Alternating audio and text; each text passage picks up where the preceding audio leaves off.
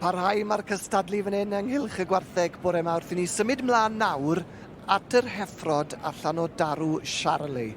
A mae yna bwysau mowr yn y cylch, a mae yna gig fan hyn, Lisa Jenkins o Gwms Eich Bant, yn dos e? Lot o gig.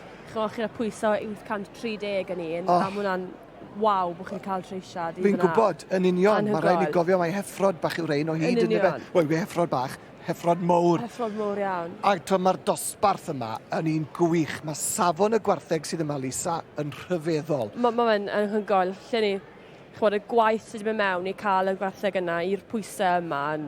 Mae'n anhygoel bod nhw wedi ben a neud e, to be honest. 7 heffer Charolais, wel, gorau welwch chi am hwnni mewn unrhyw ffair eia.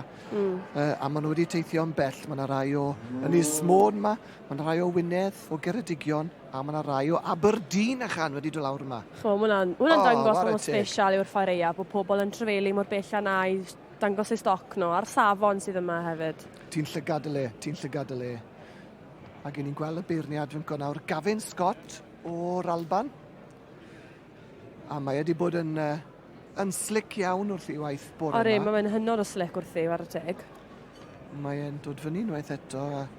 Ges i gyfle i gael gair sydyn ag rhwng un o'r dosbarthiadau yn gynharach a gofyn i fe tywod am y profiad o fod nôl yma eto. Oedd e jyst yn gweud faint o'n rhydedd oedd i gael dod nôl yma unwaith eto. Ac oedd e'n sôn am y gwartheg a oedd e wedi rhyfeddu ar safon y dosbarthiadau. Oedd e anodd iawn i'w dewis y gorau, achos maen nhw i gyd mor dda. Mae'r safon yn anhygoel, mae'n pob dosbarth sydd wedi bod yma hyd yn hyn, chymod. Mae just... A pob buwch treisiad bystach sydd yma, jyst yn anhygoel. I ni'n gweld nawr Elgan Evans a'i Heffer yn cerdded hibo ni fan hyn nawr yn y pwynt sylwebu. Ac Elgan, ni wedi gweld e'n barod yn cael llwyddiant gyda'r i Heffer ddi. Do. A drychar hon, 830 kilo. A chi'n gwybod wrthi bod i'n pwyso gym yn yna, mae'r lled da yn ei chefen, mae'r pŵer da yn ei shoulders mlaen. Mae'n reisiad anhygoel, a mae'r lled a'r hyd a popeth da.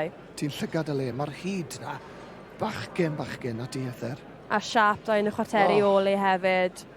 Waw. Werth i weld. Mae honna yn arbennig iawn. Ond mae e wedi tynnu nhw mewn i ryw fath o drefn ac dwi'n meddwl mae'r Heffer yn Ynys Môn. Y teulu Roberts, Robin a Larry Roberts, sydd yn y safle cyntaf ar hyn o bryd efo'r Heffer fake tan. Ond na, rhif 27 dwi'n meddwl. Yr Heffer o swydd amwythig sydd yn y safle cyntaf dwi'n meddwl efo... Bring it on. Mae hi'n pwyso 814 kilo.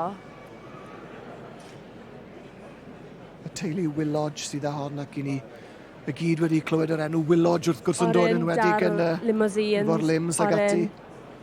Dwi'n rhaid siŵr mae'r un Willodge yw e. Siwod. Ac... Mae'n treisiad ffantastig. Yn dwi. Mae honna'n gywir iawn. Siapus iawn tu ôl fyd yn dwi. Ac Gavin Scott nawr jyst yn pwyso mesur unwaith eto a yn dod nôl mewn i gael ei ddwylo arni. Nôl at Heffer Robin a Larry Roberts wedyn yn yr ail safle. A fe still yn trial penderfynu beth fydd ei penderfyniad dytha fe. A mae yna 7 Heffer fan hyn wrth gwrs, felly mae yna lot o waith pwyso mesur, ond dwi'n meddwl bod e... mae wedi gwneud penderfyniad.